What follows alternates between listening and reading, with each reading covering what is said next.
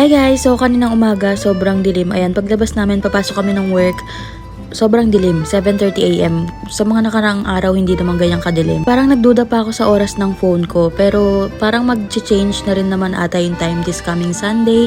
So mag-e-end na yung daylight saving time, so mag-fall back ng 1 hour. Tapos dahil Friday naman ngayon, mabilis lang yung biyahe, kaya dumaan na rin kami sa Tim Hortons para bumili ng breakfast. Kapag mga ganitong araw na alam namin na hindi naman ganun ka-traffic, mahahatid niya ako hanggang downtown Toronto.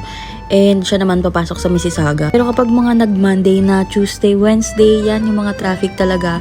Hanggang subway niya na lang ako nakahatid. Pero okay lang naman kasi yung subway line 1, connected na siya sa office namin. So, hindi na ako lumalabas-labas pa. Hindi na ako nilalamig sa labas. As in, pagpasok ko ng office, paglabas ko, diretso na sa train. Parating na ako lahat-lahat sa office pero ang dilim pa rin and ang aga ko rin pala. Kasi usually nakakarating ako dito sa office mga 9 pero ayan 8:30 AM pa lang. So ibig sabihin nun maaga rin naman ako makakauwi mamaya. November 1 nga pala today, so mga isang linggo na ata kami nagsa-celebrate ng Halloween dito sa office. Kung ano-ano mga kaganapan at kung anik-anik. So ayun lang naman mga nangyari sa araw na to and ayan nalalagas na yung mga dahon. Bye-bye fall!